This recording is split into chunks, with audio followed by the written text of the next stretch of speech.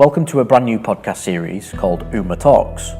This is a podcast that dives deep into the heart of smart buildings. We're going to be bringing industry specialists in to talk about how they're helping their customers develop and deliver a smart building strategy, as well as a few conversations around health and well-being, ESG, and even some insights into our own team here so you can get to see the faces behind the names. They're going to drop every 2 weeks and they'll be primarily on YouTube. But let's just get started. Today we're talking with John Monaghan from Cisco. Cisco are leading the charge on the smart building space, and John sits in the heart of that team. So I hope you enjoy it. If you have any questions or would like to contact us, then please feel free to do so on the details below, and we will hopefully start to see you listen to more of our podcast.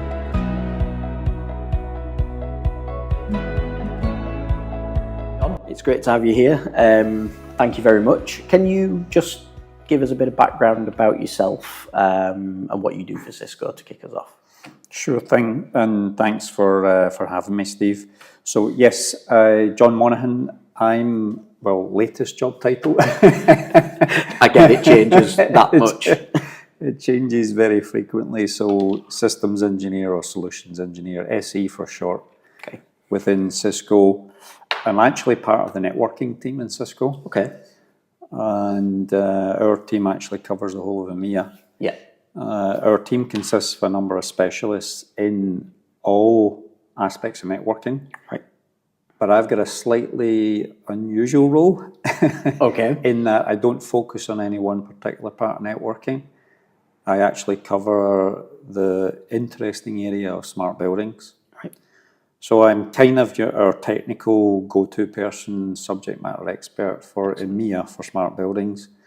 And although I work in the networking team, what we're trying to do, and we'll probably talk about this, we're trying to sell solutions, of course, to customers. So networking becomes a bit of an enabler for those solutions, but it's also very in Cisco terminology.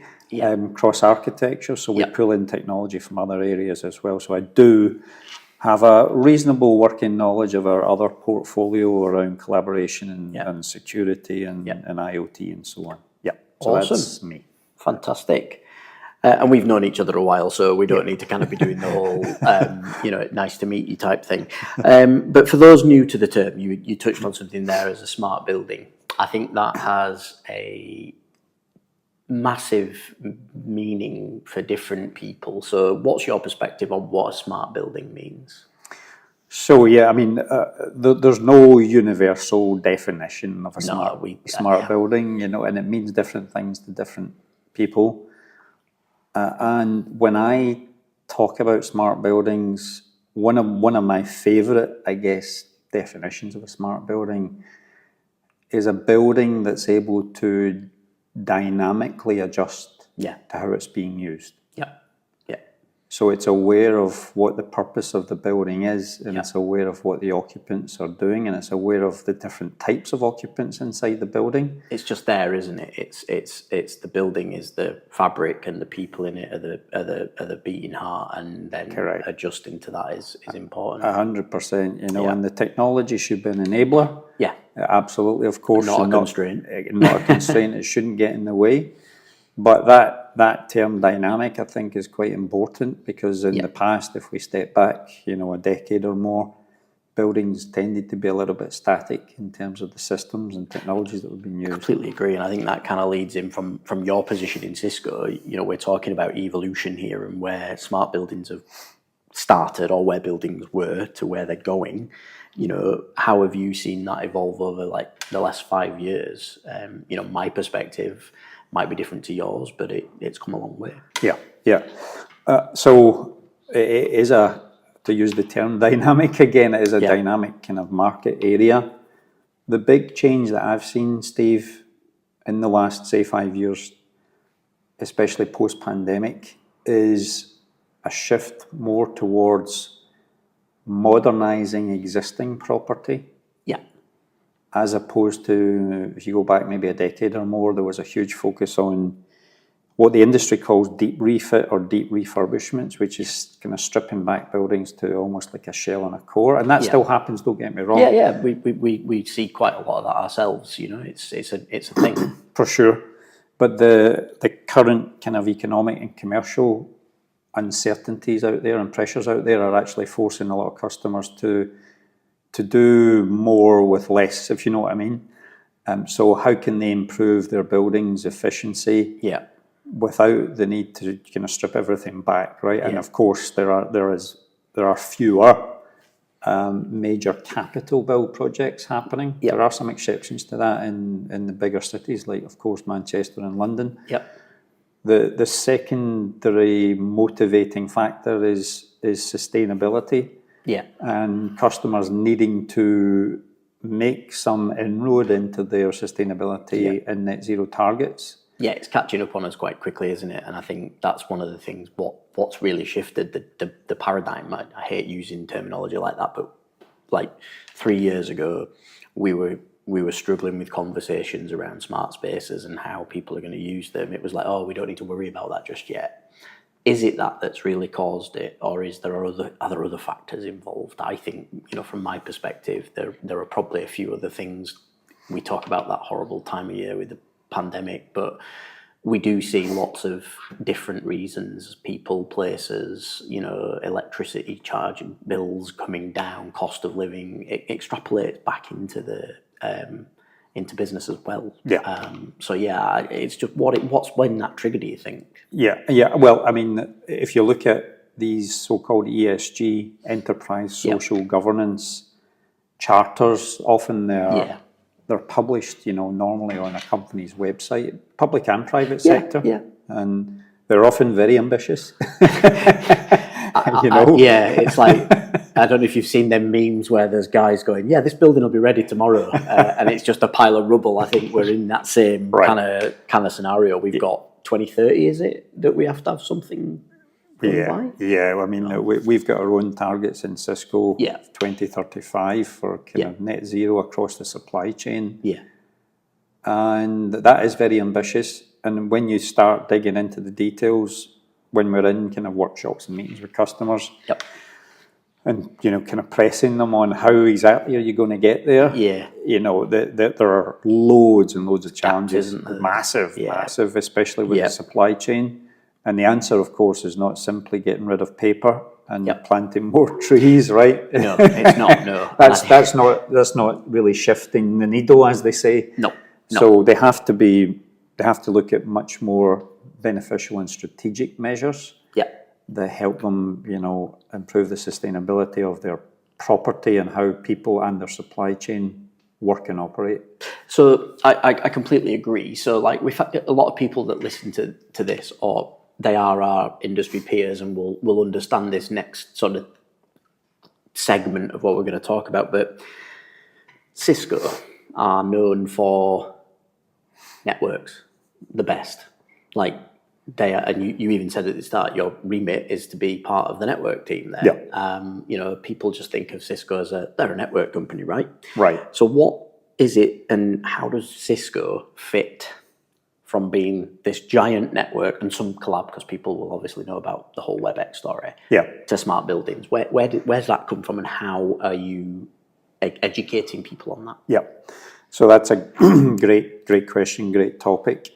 So as you correctly said, Steve, we are well known within the IT industry as a supplier of communications-based technology and collaboration-based technology, amongst other things. And we primarily sell into what we would call an IT buyer. So in other words, the IT department of an end customer. But what we're talking about here in the context of smart buildings is dealing with very different parts of the organization.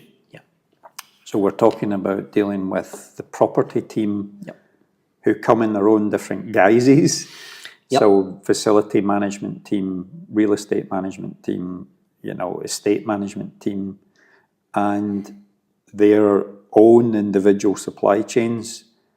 So it's those departments that we need to engage with and are engaging with to help position Cisco as a leader or an enabler of smart building solutions.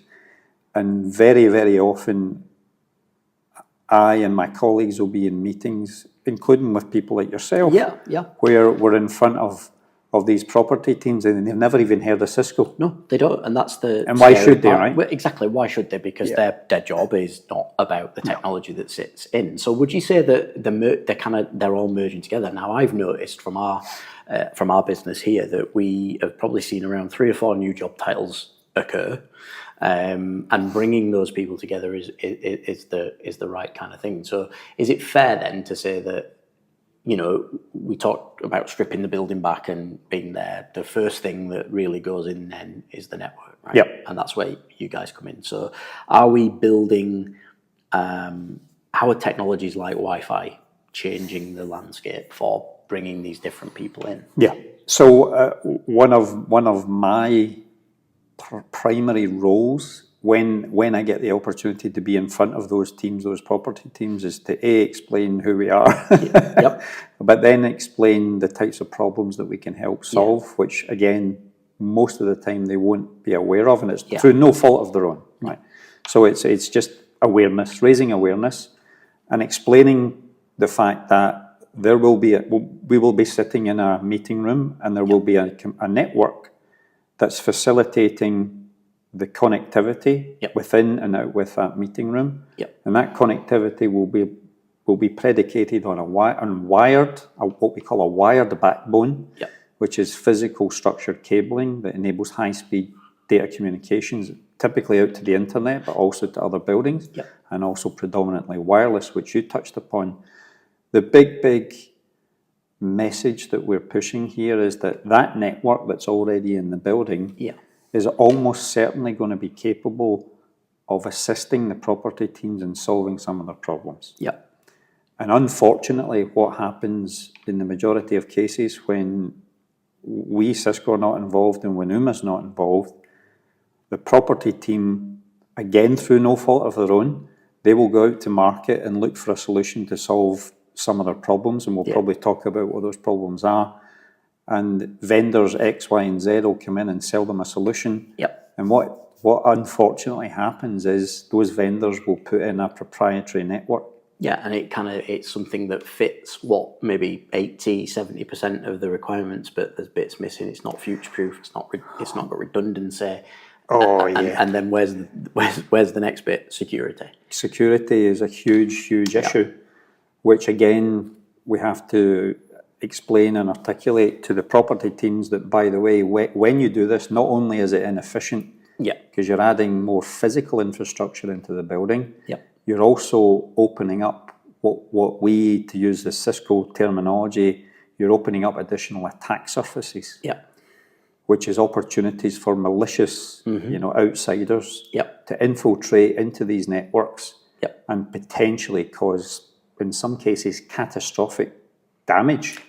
Has IoT had that? I think it has that that kind of buzz, doesn't it? That people think it's unsecure because it started with the kettles at home and this, that, and the other. And I think, what I've learned working with Cisco and the network in particular is that, that it's not that bad. It is secure. It's locked down. It's central. It's managed. It's VLANed off in certain areas, but provides a really big kind of backbone to that. So, what we're saying is that the network essentially is the backbone, and we would then layer sensor technologies into that. Right. Exactly. To be able to provide outcomes. To provide outcomes. This goes back to our kind of opening conversation, which is the big change that we're seeing in the market, is this shift to more what the industry calls light refit, or sometimes optimization. So keeping the existing systems inside the building, but embellishing those systems with sensor-based technologies. So when we talk about sensors, we're talking about typically small devices. Majority of the time, we'll have a wireless connection of some sort. What we're able to do is securely connect those wireless devices onto the existing network and avoid the need to build these, we call them shadow networks, that proliferate inside a lot of buildings for the reasons that we just talked about. And we call this network as a sensor. And you guys in UMA have totally embraced that concept. Yep. You know, and you've now become a valuable partner for us because you allow us to not just take that message to customers, but also deliver it. Yeah, I think that's one of the things that we really want to kind of get that sort of conversation going and kind of look, you know, you've got your infrastructure, how can you best utilize what's on that infrastructure? And we're doing some projects, so we can probably dive into that in a second. So this is an old mill, so we've got pretty much what we're calling the light refit retro. You know, we've got no BMS system. It's, you know, 1,000 degrees in the summer and minus 200 in the winter in here. But we've retrofitted a lot of sensor technology onto the network to be able to allow us to do a semi-smart space. So a little plug there for us to say, come and see what we've got in this building. Yes. But like some of the projects we're working on, why don't we talk about some of the examples where you've done this in Cisco, and we're seeing some tangible outputs from it. Yeah. So as I say, we are really pushing this message of network as a sensor. It is a fantastic way for a customer to get started. Yeah. So we go in and position the solutions, what the technology can achieve, the outcomes it can deliver. And more often than not, a customer will say, I really like the sound of this. Of course, they'll say, where else have you done it? And we'll talk about that in a second. Yep. But what we would then do is typically run what we would call a proof of value. Yep. Very distinct from a proof of concept, because the concept's already been proven many times over. So we're beyond that stage. We're beyond that kind of incubation stage. We know the technology works and we know that we can provide solutions.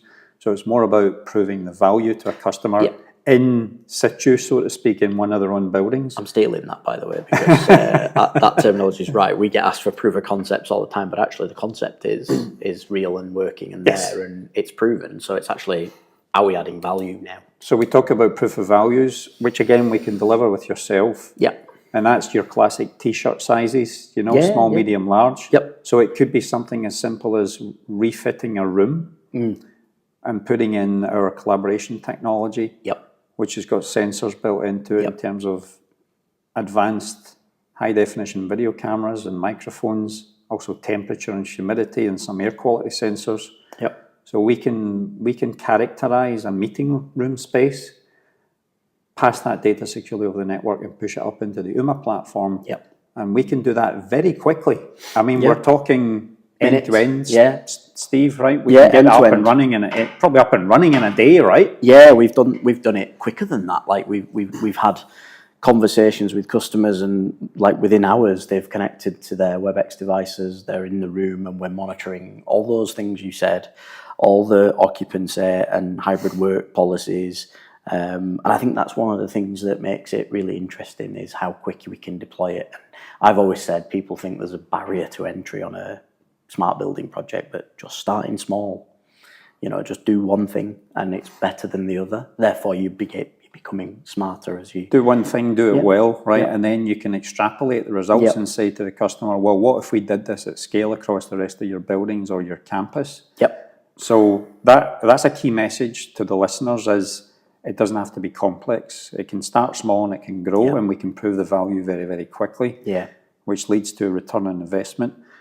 But to answer your original question about where we've done it, so the list is growing all the time. There's a very, very common set of problems that really doesn't matter what sector you're involved in. You know, whether you're public or private, whether you're small, medium or large company, it doesn't really matter. There's a common set of problems. Again, with UMA, we can tackle that. It's the kind of 80-20 rule, right? We can tackle 80% of the problems using 20% of the tech. Agreed. And then there's some more niche areas that we are, again, working with you guys on. So it's a constant, but that's why both of us are probably working in this area, because we like it. You're constantly innovating, right? Yeah, we when we started this business, we were doing, and I say this to everyone, we were kind of room and desk booking, and you know, that was where we were 8 years ago. Now we've kind of split that product out. It's modular, so that's still there. That's a a reality to hybrid work, which we probably will mention as we go through this. But as we've grown and segmented out our product, we've specialised on the building as a whole. And there's a people and places element, we like to call it. They're your two most valuable assets in the building. So that's what we tend to look at. But from a sort of energy, people go, well, what can we save? Like energy is obviously one of them, right? Occupancy linked to energy. Yeah. But we were just before we sort of talked about this. What else can you do? What else is there that you'll benefit from? Yeah. So it's again great question. So there's a whole spectrum of attributes, if you like, or characteristics of a building that the property teams need to and want to measure for efficiency reasons and optimization and to provide a good experience. So if you, I put energy as my number one, Steve. And if we've got time, we can talk more about that. But that is the number one. Yep. So you would put energy into the area of utilities. Yep. So closely related to energy is water. Yep. And gas. Yep. So especially in Northern Europe, those three utilities are heavily used, and of course contribute extensively to the operational costs of running and maintaining a building. Yep. So not only can we analyse and dissect the energy consumption of different systems in a building, we can also do the same for water and gas. Yep. And that is something that we're increasingly getting more and more involved in. Yeah. So we're essentially sub-metering water and gas. Yeah. And water in particular is becoming, and I think that's the new kind of, if you like, opportunity. Yes. Because for the sustainability reasons that we talked about earlier in this discussion, water is becoming already is a hugely important commodity. It's going to become even more important because of all the climate reasons that we all know. Yep. So understanding your water usage, preventing unnecessary water usage, detecting leaks as soon as they occur, hugely important because of the collateral damage that they can cause. Prevention's better. Prevention's better than cure. Exactly. So we have sensors between Cisco and UMA. We have the sensors, we've got the network, and we've got the platform to transfer that data. We're building blocks now. We're kind of building blocks. We just slot them in, right? Yeah. So I put that into utilities closely. The next one on the kind of list is understanding space utilization in a building, which has become massively important, especially post-pandemic. Yep. Because obviously there was hardly anyone in an office or working environment during the pandemic. Now we have the opportunity to go back. Yep. Some customers are mandating coming back. Yeah, it's an interesting one, probably an offshoot topic that we could have about that. It is interesting telling people they must come back to the office, and there's almost become you can't tell me what the mentality in that because it's been so flexible, and there's another debate to be had about whether office versus home is better. Yeah. I won't go into too much of that right now, but that's another topic. Maybe we can get someone else in and chat. You should definitely. I mean, we have a lot of very interesting qualified people to talk about that. Yeah. But understanding space and how the space is being used is extremely important for the property teams. Yes. Because space is the second biggest cost to an organisation after people. Yep. And if you're not using your space effectively, then effectively you are wasting money. Yep. You are furnishing, lighting, heating, cooling, and cleaning parts of a building that necessarily might not need it. Yep. And of course, the opposite might be true. More unlikely, but the opposite might be true, that you don't have enough space, or you maybe don't have the right type of space. Yeah, it's not configured correctly. It's geared for the old way of working, not the new. And I think that's what I like about the relationship we've got with you guys. You can help in all of those areas. Correct. Network first, sensors on top, hybrid work policies, devices in rooms. It kind of all has that nice little wrapped up piece, which is what exactly. And we've learned an awful lot because you were asking me about examples, we have to practice what we preach. So we're going through a modernisation programme in many of our own offices worldwide, where we're putting in pretty much the full suite of smart building technologies, including the ability to measure to a very granular level exactly how space is being used. That's given our property teams and sometimes third parties, because we might outsource the management of property in many cases to third parties. That's giving them the data to help understand whether or not we've got enough rooms of the right type and the right size with the right technology in, or whether we need to change the configuration of the space.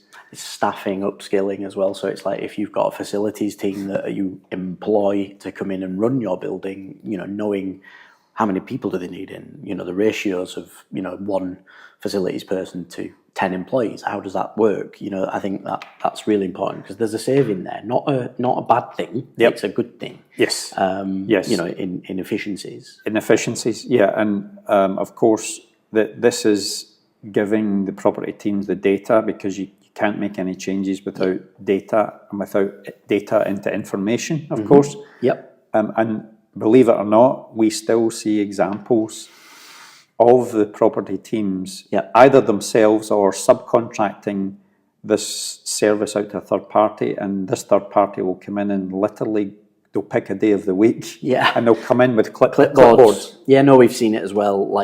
We've seen people, we've been in calls and we've gone through everything that we've done and shown them like, I wish we'd not spent that money on that company coming in and, ticking as people walk through the door and walking round and checking the room is not occupied, but it's booked, and all these things. They kind of like, wish we'd known about this, and that's what's kind of made me think we've got to get this message out there in a way that isn't a white paper or something that takes people a while to read. Stick this on in the car, and honestly, there's a way to understand what we're doing. Absolutely. And Steve, just real quick, the third category of let's call it use cases, the terminology we often use, right? Problems that we're trying to solve, is what we call environmental data. So that's a bit of a catch-all term for properties like temperature, humidity, and air quality. Which are vitally important, not just to our own individual comfort, which in turn is very influential on productivity, and of course will influence a lot whether we want to come in. If an office environment is known for being either too hot or too cold or too noisy, it's going to dissuade you from coming in there. Absolutely. It depends on, like, if you're a knowledge worker and you want to go in there, then you need to, looking at what the office is doing, breathing, you can do that, and you can do that. Make a decision. You can make a decision, and you can also collect that data, understand which spaces are not being heated, cooled, or lit appropriately. To what we would call building or wellness standards. We can integrate this data again with you guys into building management systems, or in buildings where there's no building management system, we can actually put in a virtual BMS to actually control the HVAC and the lighting systems kind of almost indirectly. So there's those three categories. Think about, for the listeners, think about utilities and utility monitoring and measurement. Think about the space utilization, and think about environmental data. I completely agree with all three of those, and we see offshoots of those things as well. So they're the baseline to this. So we're looking at things with projects at the moment where, and I think this is really important. So we working with councils, with local authorities, they have really low budgets. They've not got the best way of deploying those funds. So what we've seen is that they have maintenance budgets in place, for instance, for damp and mould. We're working with organisations to deploy the sensors that we have that will detect the risk of damp and mould based on a dew point. It reaching temperature and humidity for a certain period of time will elevate the dew point, and you could say there's risk of damp and mould in here.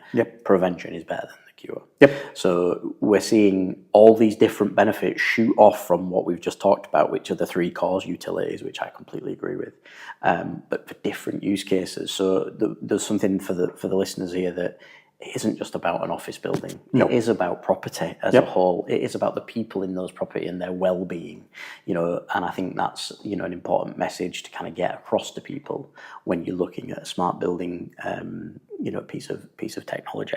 Yes. So we've talked about where you see it come. Let's look ahead. I didn't want to mention the dreaded AI or anything along those lines, because it's becoming a hot topic, as we all know. But what are the emerging sort of tech and trends coming out of this industry that you'll see more in the next 3 to 5 years, let's say? Yeah. So again, I don't, this is your classic crystal ball question, but it's a great question. But you can look at macro trends and say, right, this is where it's for sure, and everyone's going to have a slightly different opinion. But I think we can start to see some key trends, Steve.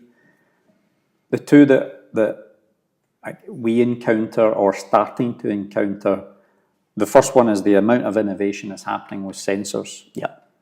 So it's almost like every week that we're either being introduced to a new one, or we're hearing about through people like yourself, because you're great at keeping your eye on what's happening out there, and you'll often give me a nudge and say, John, have you had a look at this? Which is fine. I love that, right? Yeah. So you're seeing an amazing array of sensors. Yeah. Self-powered sensors that are able to detect humans, whether or not they're even breathing or not, and doing that anonymously, which is going to have massive ramifications for healthcare. Yep. Sensors based around wearables. Yep. Sensors that are able to measure minute, deviations in the structural integrity of property. Yep. Which has come to light more recently in the UK with the whole rack problem as well. Yep. So you're going to see massive innovation in sensors, and sensors that don't necessarily need a constant power feed, so they're able to almost self-power through a variety of different technologies. And you and I and your team are working with a few companies that already do that. Yeah, we talk about water leak and and temperature and flow. There's products out there that you don't need to physically weld pipes into anymore to understand water flow. They just clamp round the pipes now. Amazing. I just think that's amazing. I mean, what we've done is benchmark them against the actual traditional model and the output versus the new way, and they're just as comparable. But what we're doing is we're making it easier to deploy these types of sensors. The manufacturer of these sensors are absolutely, doing that, I think, which is brilliant. They are. So that's number one. And the second area, and unfortunately I might have to mention the dreaded term. No, it's okay, don't worry about it. I absolutely love AI. It seems to be... I know you guys are, heavy investors in AI technology, but in relation to smart buildings, a lot of the industry experts here say that the ultimate, if you like, nirvana here is what's called condition-based maintenance. Yes. So at the moment, as we've kind of alluded to in this discussion, most buildings are reactive. Yes. Right. So when I say reactive, they are reacting to either something that's happened in terms of a fault, a failure, or a malfunction, or they're responding to humans who are inside the building requesting the issue, and reporting it. Yeah. And the ultimate goal here is for buildings that can actually almost predict when early intervention is required to avoid unnecessary costs, unnecessary downtime and disruption. And that's particularly prevalent in the big building systems that are in the majority of buildings. And I'm speaking there primarily about HVAC, as in heating, ventilation, air conditioning, lighting. But in industrial settings, you've got, machinery, large complex machinery that's on sometimes 24/7. That machinery is the lifeblood of a business because it's in a manufacturing plant or a distribution plant, and there's a lot of moving parts that need a lot of different power there. I agree. And that is, in many people's opinion, a totally untapped opportunity, because guess what? That's going to be dependent upon smart sensors. Yep. Measuring down to very, very low levels what's going on with that machinery and those moving parts. Yep. But the big question then becomes is, how do we deal with the potentially large volume of almost real-time data that gets generated there? It's got to be AI, right? It's got to be AI. A human can't do it, can Human they? can't do it. You know, and what you're talking about there is something I am working on at the moment, which is real-time anomaly detection. Using AI, and the only way you can do that is by reading masses and masses of data inputs. And you know, these IoT sensors are great. The technicalities behind them, they're sending lots of data all the time into a pool that needs to be learned. So I think anomaly detection and automation from AI is a big part of the future that we see. I would agree with that again. Yeah. I've not disagreed yet. I think you need to say something that I disagree with, just to make it a bit spicy. But no, it's kind of, it is what it is. It is the way forward. You know, my personal opinion on it is that automation, anomaly detection, I've said it a couple of times, prevention's cheaper than the cure. Correct. And if we can put things in place that tell us that something's going to go wrong if you don't do this, you know, we're going to save money, we're going to save time in some instances. I tell you what, I do disagree with the one that's monitoring your vital signs that isn't attached to me.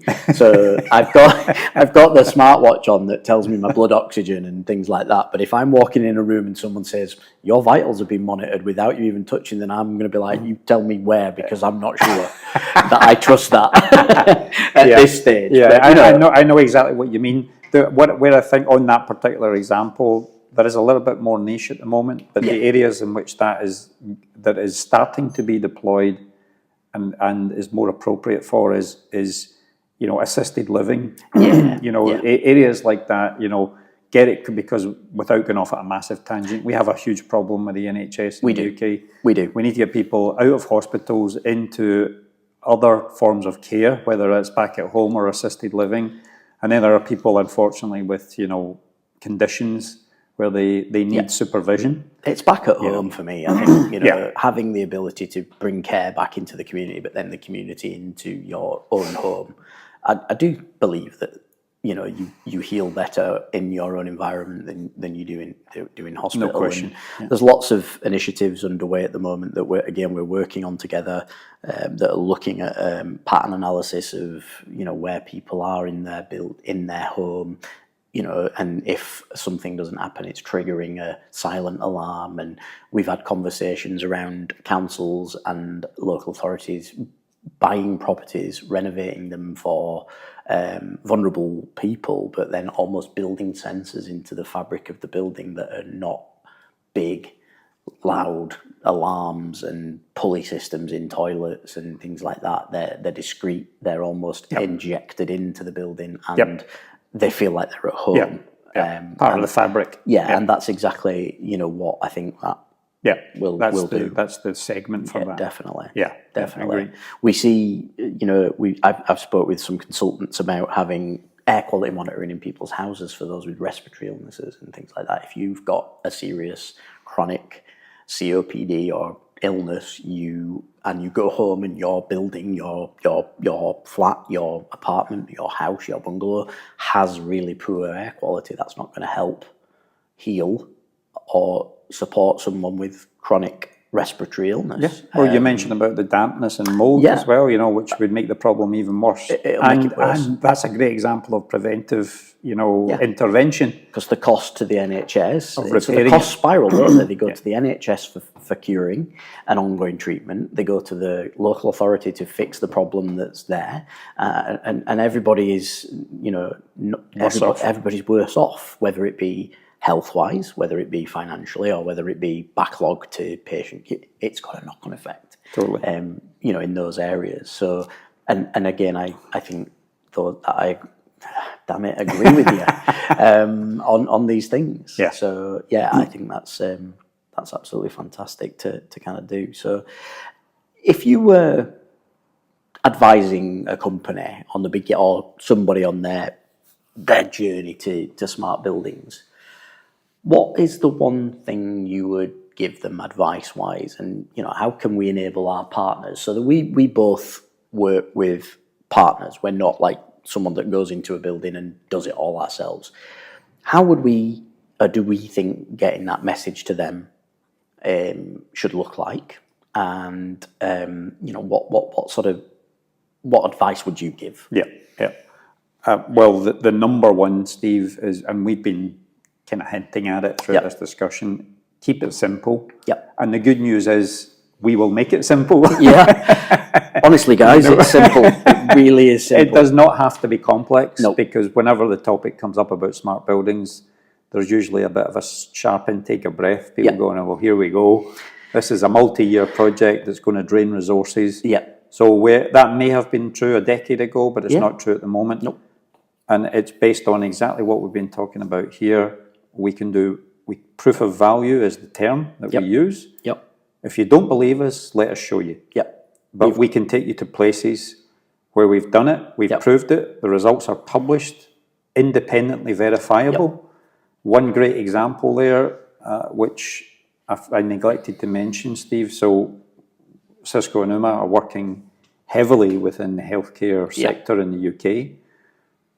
Together with Cisco, we have created this brand that we call the Lister Alliance, which has become almost synonymous with innovation in the healthcare sector. And that is where we do these proof of values. We sometimes talk about living labs, where we prove out the technology to the customer, and we publish everything we do online. So for the listeners out there, if they want to go and see some real world examples, just look up or Google or search for Lister Alliance. There's a really good case study coming out, and the Lister Alliance, I don't agree with you, John. It's not the best. No, it is one of the best actual kind of knowledge bases for you to look at innovation that the healthcare and governments are trying to achieve across all these like labs that you talk about. And there's some really interesting stories on there. There's some really good video case studies, and there's another one coming out very soon as well, which will be published within the next couple of weeks, which goes into what each of the partners that are involved in that do within the Lister Alliance to help shape what we're doing.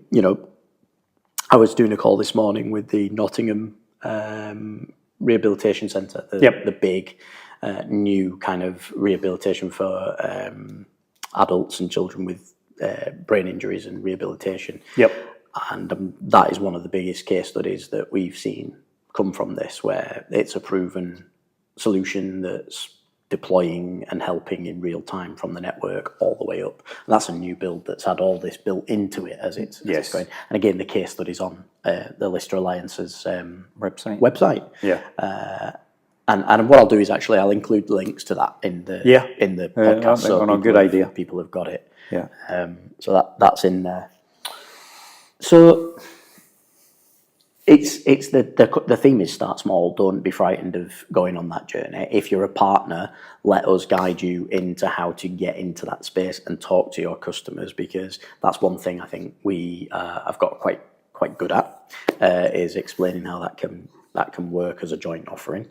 So that's really kind of the way I'd position it to partners now. So wrapping up, we've got a couple of minutes. They're not long podcasts, these. They're just kind of brief chats. And if anyone wants to get in touch and have a longer conversation, then do. But sort of on a lighter note then, so, you're laughing because we talk about this all the time, but what is the most unexpected smart feature that a building you've seen in a building that's impressed you? Like that you've just sat there and gone, Jesus, I never thought that would exist. So, this is a good one.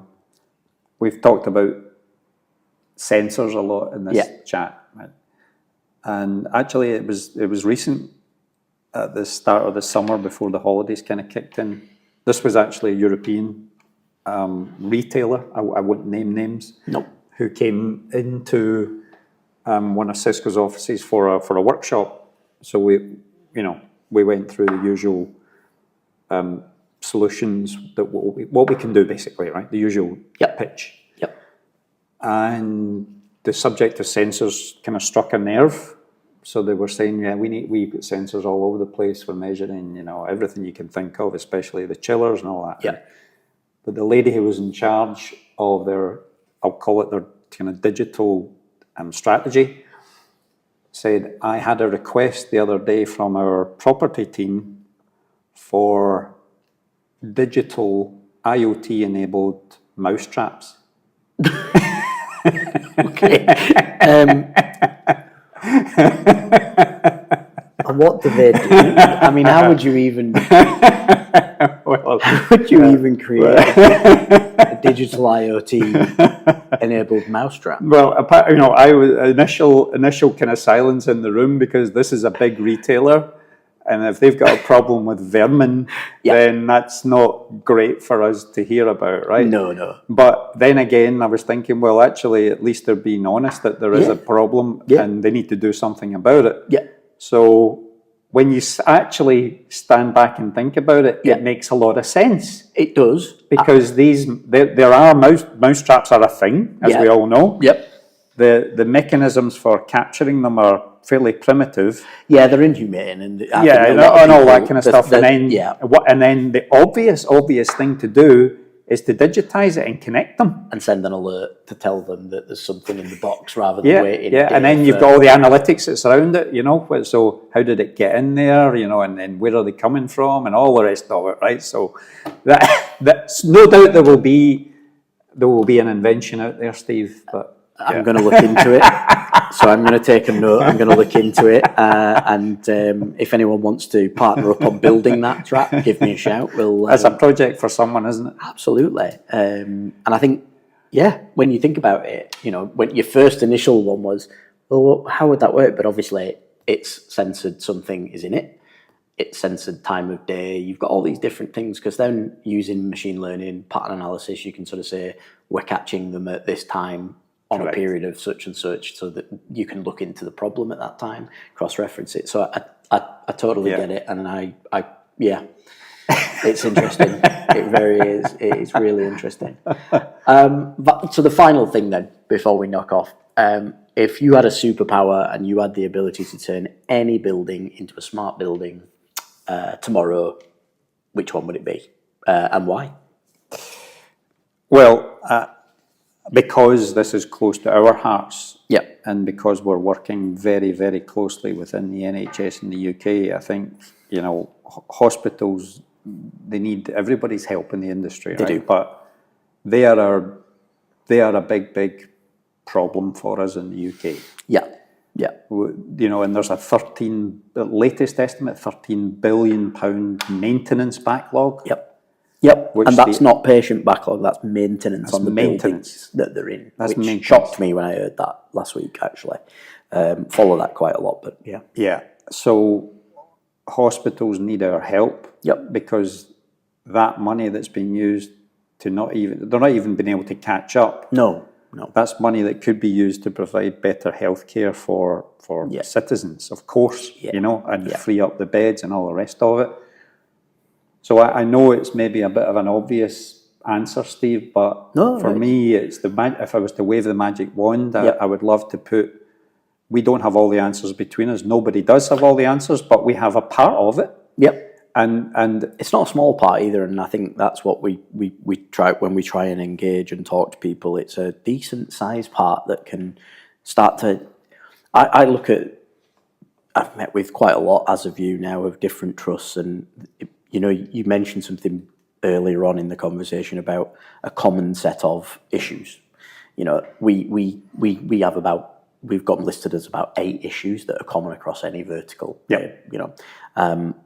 Inefficiencies is one of those, and that is what is in the NHS as well. Inefficiencies, just helping get that under control. Helping get it under control will save thousands for them. And I know it's an old cliche, Steve, but you can't manage what you can't measure. No, you can't. The solution that we have with you guys allows a property team in NHS terminology, an estates team, to understand where all the issues are. Yeah. And that has to be your starting point. Yep, I agree. Yeah, I agree. So John, we'll wrap it up. Thank you for making the journey to Halifax. It's been an absolute pleasure. I think we'll need to do another one of these, but talk about some of the other stuff. I think I might have to make it a bit more interesting where we can disagree. I think, where we can argue a little bit about it. I think people are like, oh, if Steve and John are just going to have a chat about smart buildings and agree with everything, I'm not bothering with it. But no, thank you for coming down, mate. It's been a big a pleasure to have you here, as always. Yeah. So, No, thanks a million, Steve. It was great. You're welcome.